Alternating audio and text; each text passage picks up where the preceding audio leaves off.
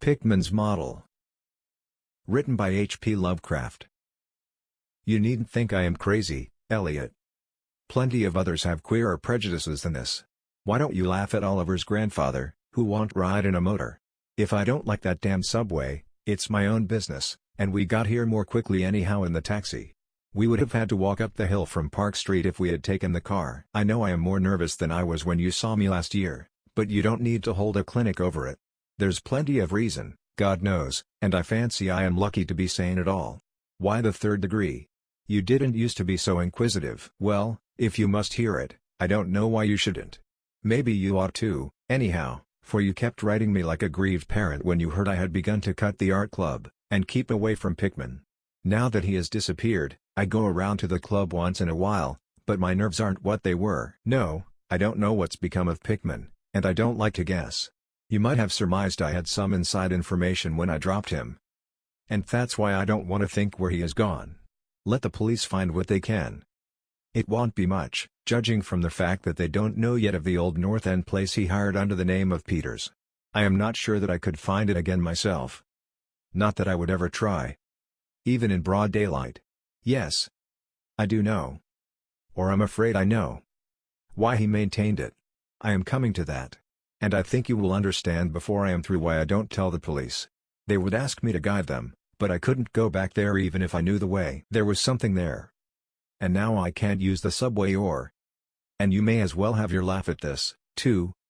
Go down into cellars anymore. I should think you would have known I didn't drop Pickman for the same silly reasons that fussy old women like Dr. Reed or Joe Minot or Bosworth did. Morbid art doesn't shock me, and when a man has the genius Pickman had, I feel it an honor to know him, no matter what direction his work takes. Boston never had a greater painter than Richard Upton Pickman. I said it at first and I say it still, and I never swerved an inch, either, when he showed that, ghoul feeding. That, you remember, was when Minot cut him. You know, it takes profound art and profound insight into nature to turn out stuff like Pickman's.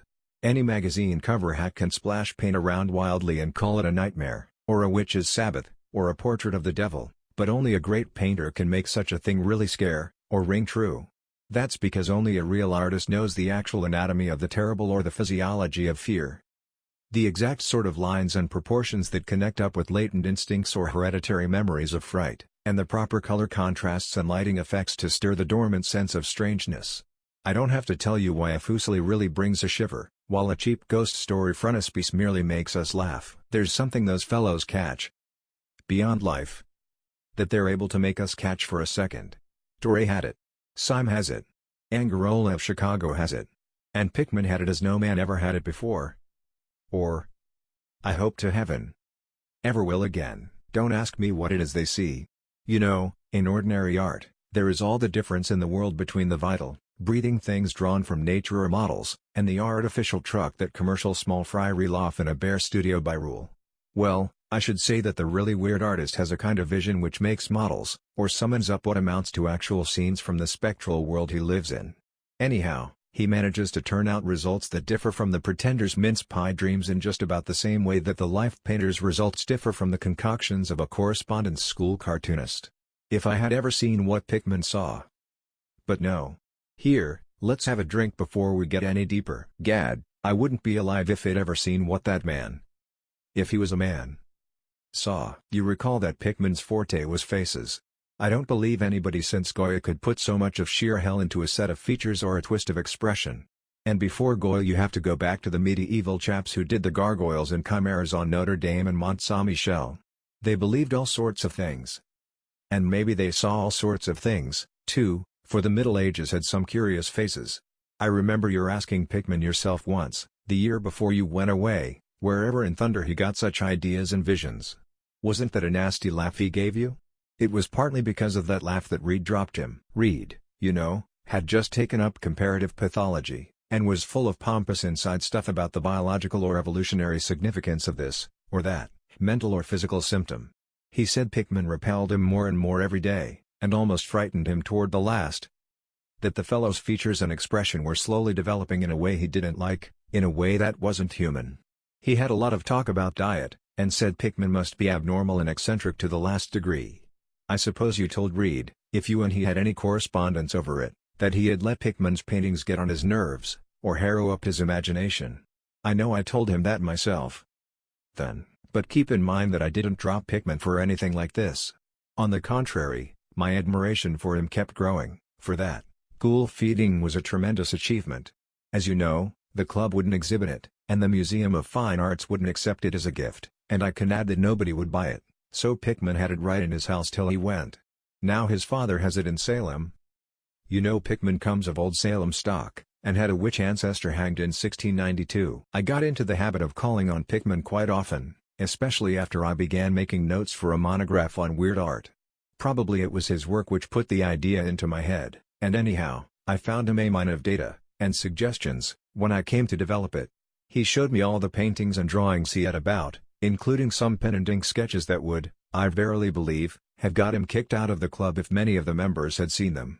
Before long I was pretty nearly a devotee, and would listen for hours like a schoolboy to art theories and philosophic speculations wild enough to qualify him for the Danvers Asylum. My hero worship, coupled with the fact that people generally were commencing to have less and less to do with him, made him get very confidential with me, and one evening he hinted that if I were fairly close-mouthed and none too squeamish, he might show me something rather unusual. Something a bit stronger than anything he had in the house. You know, he said, there are things that won't do for Newberry Street. Things that are out of place here, and that can't be conceived here, anyhow. It's my business to catch the overtones of the soul, and you won't find those in a parvenu set of artificial streets on made land. Back Bay is not Boston. It is not anything yet, because it's had no time to pick up memories and attract local spirits. If there are any ghosts here, they're the tame ghosts of a salt marsh and a shallow cove, and I want human ghosts. The ghosts of beings highly organized enough to have looked on hell and known the meaning of what they saw. The place for an artist to live is the North End. If any aesthete were sincere, had put up with the slums for the sake of the mass traditions. God, man, don't you realize that places like that weren't merely made, but actually grew? Generation after generation lived and felt and died there, and in days when people weren't afraid to live and feel and die. Don't you know there was a mill on Copp's Hill in 1632, and that half the present streets were laid out by 1650? I can show you houses that have stood 2 centuries and a half and more, houses that have witnessed what would make a modern house crumble into powder.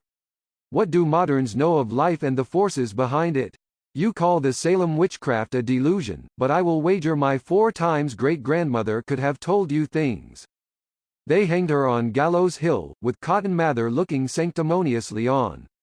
Mather, damn him, was afraid somebody might succeed in kicking free of this accursed cage of monotony. I wish someone had laid a spell on him or sucked his blood in the night. I can show you a house he lived in, and I can show you another one he was afraid to enter in spite of all his fine bold talk. He knew things he didn't dare put into that stupid Magnalia or that puerile wonders of the invisible world. Look here, do you know the whole North End once had a set of tunnels that kept certain people in touch with each other's houses, and the burying ground, and the sea? Let them prosecute and persecute above ground. Things went on every day that they couldn't reach, and voices laughed at night that they couldn't place. Why, man, out of 10 surviving houses built before 1700 and not moved since, I will wager that in 8 I can show you something queer in the cellar. There's hardly a month that you don't read of workmen finding bricked-up arches and wells leading nowhere in this or that old place as it comes down. You could see one near Henchman Street from the elevated last year. There were witches and what their spells summoned, pirates and what they brought in from the sea, smugglers, privateers. And I tell you, people knew how to live, and how to enlarge the bounds of life, in the old times. This wasn't the only world a bold and wise man could know. Faugh! And to think of today in contrast, with such pale pink brains that even a club of supposed artists gets shudders and convulsions if a picture goes beyond the feelings of a Beacon Street tea table. The only saving grace of the present is that it's too damned stupid to question the past very closely. What do maps and records and guidebooks really tell of the North End? Bah! At a guess I will guarantee to lead you to 30 or 40 alleys and networks of alleys north of Prince Street that are not suspected by 10 living beings outside of the foreigners that swarm them. And what do those Dagos know of their meaning? No, Thurber, these ancient places are dreaming gorgeously and overflowing with wonder and terror and escapes from the commonplace, and yet there's not a living soul to understand or profit by them. Or rather, there's only one living soul. For I haven't been digging around in the past for nothing. See here, you're interested in this sort of thing. What if I told you that I've got another studio up there, where I can catch the night spirit of antique horror and paint things that I couldn't even think of in Newbury Street? Naturally I don't tell those cursed old maids at the club, with Reed, damn him, whispering even as it is that I'm a sort of monster bound down the toboggan of reverse evolution. Yes, Thurber, I decided long ago that one must paint terror as well as beauty from life, so I did some exploring in places where I had reason to know terror lies. I've got a place that I don't believe 3 living Nordic men besides myself have ever seen. It is not so very far from the elevated as distance goes, but it's centuries away as the soul goes. I took it because of the queer old brick well in the cellar. One of the sort I told you about. The shack's almost tumbling down, so that nobody else would live there, and I would hate to tell you how little I pay for it. The windows are boarded up, but I like that all the better, since I don't want daylight for what I do. I paint in the cellar, where the inspiration is thickest, but I've other rooms furnished on the ground floor. A Sicilian owns it, and I've hired it under the name of Peters. Now if you're game, I will take you there tonight. I think you'd enjoy the pictures, for as I said, I've let myself go a bit there. It's no vast tour. I sometimes do it on foot, for I don't want to attract attention with a taxi in such a place. We can take the shuttle at the South Station for Battery Street, and after that the walk is not much. Well, Elliot, there wasn't much for me to do after that harangue but to keep myself from running instead of walking for the first vacant cab we could sight. We changed to the elevated at the South Station, and at about 12 o'clock had climbed down the steps at Battery Street and struck along the old waterfront past Constitution Wharf. I didn't keep track of the cross streets, and can't tell you yet which it was we turned up, but I know it wasn't Green Lane. When we did turn, it was to climb through the deserted length of the oldest and dirtiest alley I ever saw in my life, with crumbling-looking gables, broken small-paned windows, and archaic chimneys that stood out half disintegrated against the moonlit sky.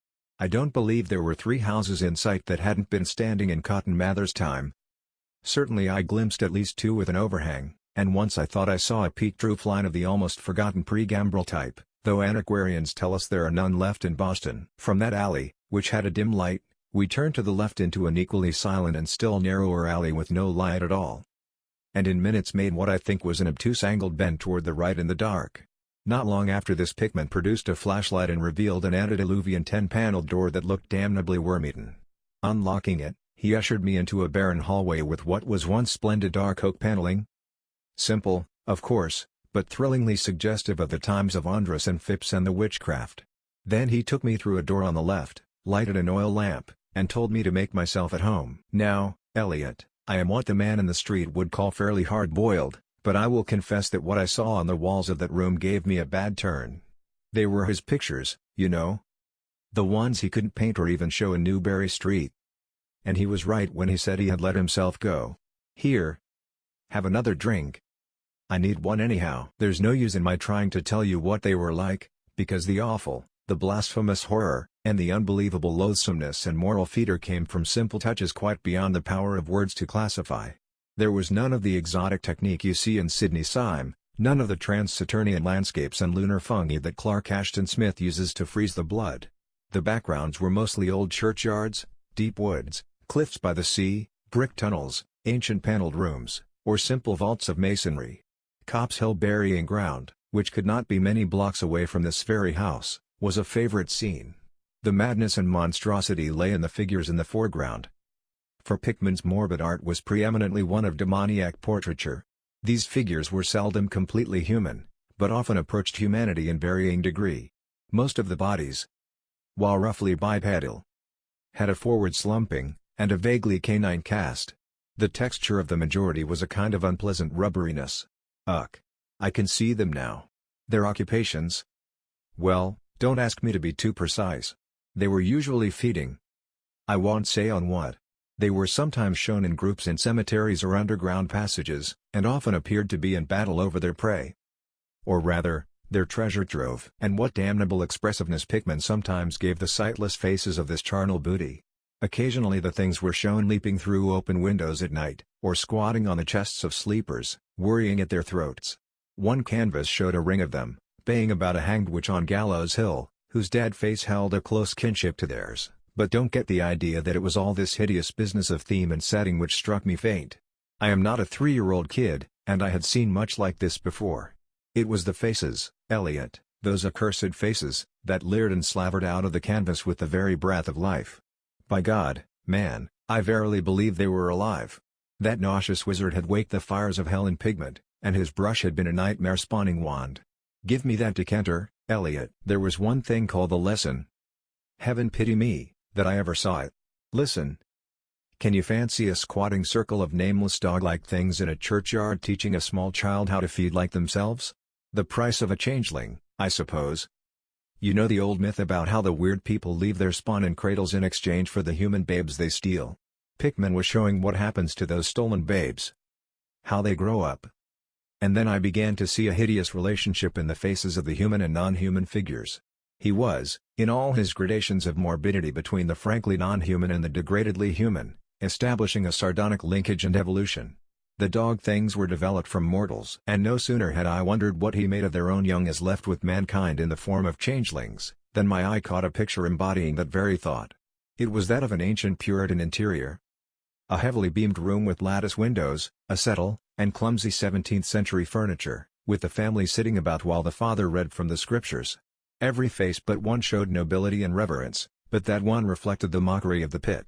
It was that of a young man in years, and no doubt belonged to a supposed son of that pious father, but in essence it was the kin of the unclean things. It was their changeling. And in a spirit of supreme irony Pickman had given the features a very perceptible resemblance to his own. By this time Pickman had lighted a lamp in an adjoining room and was politely holding open the door for me, asking me if I would care to see his modern studies. I hadn't been able to give him much of my opinions. I was too speechless with fright and loathing. But I think he fully understood and felt highly complimented. And now I want to assure you again, Elliot, that I am no mollycoddle to scream at anything which shows a bit of departure from the usual. I am middle-aged and decently sophisticated, and I guess you saw enough of me in France to know I am not easily knocked out. Remember, too, that I had just about recovered my wind and gotten used to those frightful pictures which turned colonial New England into a kind of annex of hell. Well, in spite of all this, that next room forced a real scream out of me, and I had to clutch at the doorway to keep from keeling over. The other chamber had shown a pack of ghouls and witches overrunning the world of our forefathers, but this one brought the horror right into our own daily life. Gad, how that man could paint! There was a study called Subway Accident, in which a flock of the vile things were clambering up from some unknown catacomb through a crack in the floor of the Boylston Street subway and attacking a crowd of people on the platform. Another showed a dance on Copp's Hill among the tombs with the background of today. Then there were any number of cellar views, with monsters creeping in through holes and rifts in the masonry and grinning as they squatted behind barrels or furnaces and waited for their first victim to descend the stairs. One disgusting canvas seemed to depict a vast cross-section of Beacon Hill, with ant-like armies of the mephitic monsters squeezing themselves through burrows that honeycombed the ground. Dances in the modern cemeteries were freely pictured, and another conception somehow shocked me more than all the rest. A scene in an unknown vault, where scores of the beasts crowded about one who held a well-known Boston guidebook and was evidently reading aloud. All were pointing to a certain passage, and every face seemed so distorted with epileptic and reverberant laughter that I almost thought I heard the fiendish echoes. The title of the picture was Holmes, Lowell, and Longfellow lie buried in Mount Auburn. As I gradually steadied myself and got readjusted to the second room of deviltry and morbidity, I began to analyze some of the points in my sickening loathing. In the first place, I said to myself, these things repelled because of the utter inhumanity and callous cruelty they showed in Pickman. The fellow must be a relentless enemy of all mankind to take such glee in the torture of brain and flesh and the degradation of the mortal tenement. In the second place, they terrified because of their very greatness. Their art was the art that convinced. When we saw the pictures we saw the demons themselves and were afraid of them. And the queer part was, that Pickman got none of his power from the use of selectiveness or bizarrerie. Nothing was blurred, distorted, or conventionalized, outlines were sharp and lifelike, and details were almost painfully defined. And the faces. It was not any mere artist's interpretation that we saw, it was pandemonium itself, crystal clear in stark objectivity. That was it, by heaven. The man was not a fantasist or romanticist at all. He did not even try to give us the churning, prismatic ephemera of dreams, but coldly and sardonically reflected some stable, mechanistic, and well-established horror world which he saw fully, brilliantly, squarely, and unfalteringly.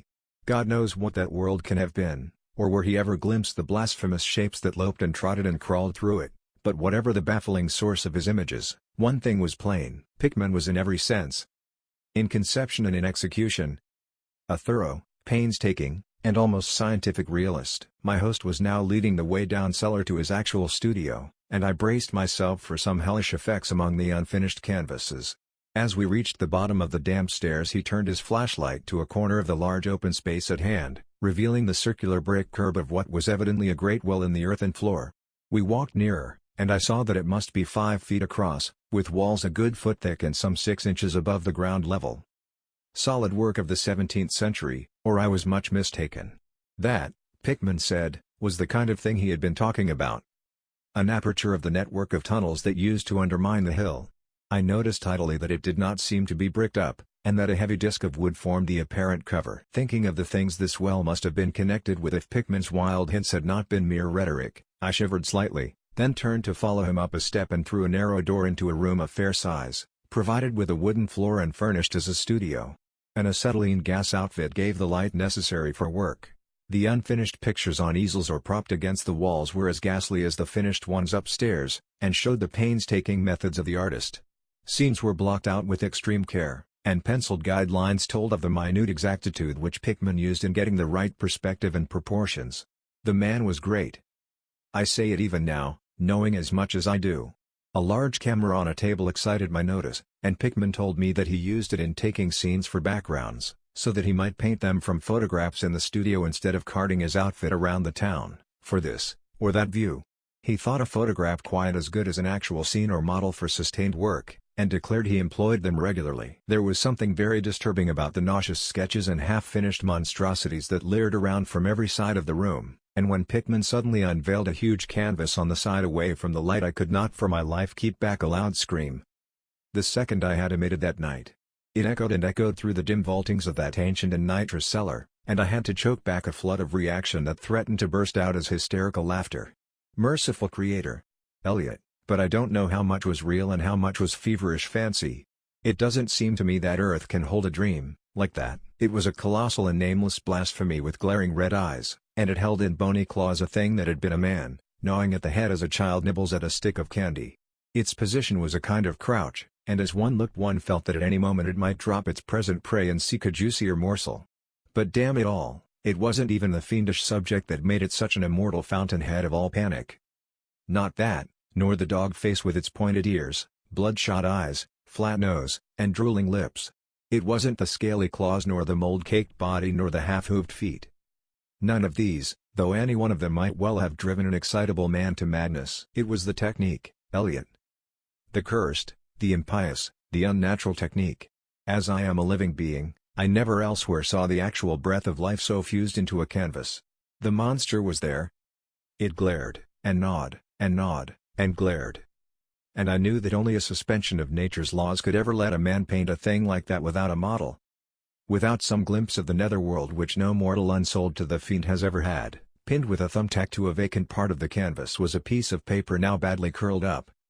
Probably, I thought, a photograph from which Pickman meant to paint a background as hideous as the nightmare it was to enhance.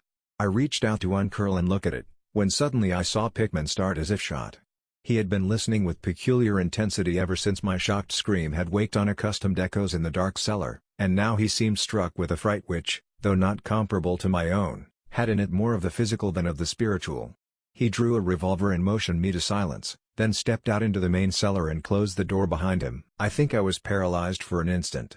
Imitating Pickman's listening, I fancied I heard a faint scurrying sound somewhere, and a series of squeals or bleats in a direction I couldn't determine. I thought of huge rats and shuddered. Then there came a subdued sort of clatter which somehow set me all in gooseflesh. A furtive, groping kind of clatter, though I can't attempt to convey what I mean in words. It was like heavy wood falling on stone or brick. Wood on brick. What did that make me think of? It came again, and louder. There was a vibration as if the wood had fallen farther than it had fallen before.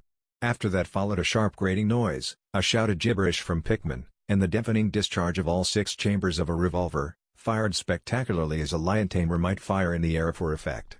A muffled squeal or squawk, and a thud. Then more wood and brick grating, a pause, and the opening of the door. At which, I will confess, I started violently. Pickman reappeared with his smoking weapon, cursing the bloated rats that infested the ancient well. The deuce knows what they eat. Thurber. He grinned. For those archaic tunnels touched graveyard and witch den and sea coast. But whatever it is, they must have run short, for they were devilish anxious to get out. Your yelling stirred them up, I fancy. Better be cautious in these old places. Our rodent friends are the one drawback, though I sometimes think they're a positive asset by way of atmosphere and color. Well, Elliot, that was the end of the night's adventure. Pickman had promised to show me the place, and heaven knows he had done it. He led me out of that tangle of alleys in another direction, it seems, for when we sighted a lamp post we were in a half-familiar street with monotonous rows of mingled tenement blocks and old houses. Charter Street, it turned out to be, but I was too flustered to notice just where we hit it. We were too late for the elevated, and walked back downtown through Hanover Street. I remember that walk. We switched from tram on up Beacon, and Pickman left me at the corner of Joy, where I turned off. I never spoke to him again. Why did I drop him? Don't be impatient. Wait till I ring for coffee. We have had enough of the other stuff, but I for one need something. No.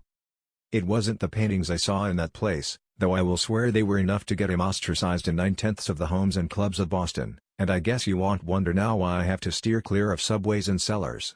It was something I found in my coat the next morning. You know, the curled-up paper tacked to that frightful canvas in the cellar, the thing I thought was a photograph of some scene he meant to use as a background for that monster. That last scare had come while I was reaching to uncurl it, and it seems I had vacantly crumpled it into my pocket. But here's the coffee. Take it black, Elliot, if you're wise. Yes, that paper was the reason I dropped Pickman, Richard Upton Pickman, the greatest artist I have ever known. And the foulest being that ever leapt the bounds of life into the pits of myth and madness. Elliot. Old Reed was right. He wasn't strictly human. Either he was born in strange shadow, or he had found a way to unlock the forbidden gate. It's all the same now, for he is gone. Back into the fabulous darkness he loved to hunt. Here, let's have the chandelier going. Don't ask me to explain or even conjecture about what I burned. Don't ask me, either, what lay behind that mole-like scrambling Pickman was so keen to pass off as rats. There are secrets, you know, which might have come down from old Salem times, and Cotton Mather tells even stranger things. You know how damned lifelike Pickman's paintings were? How we all wondered where he got those faces. Well, that paper wasn't a photograph of any background, after all. What it showed was simply the monstrous being he was painting on that awful canvas. It was the model he was using. And its background was merely the wall of the cellar studio in minute detail. But by God, Elliot, it was a photograph. From life.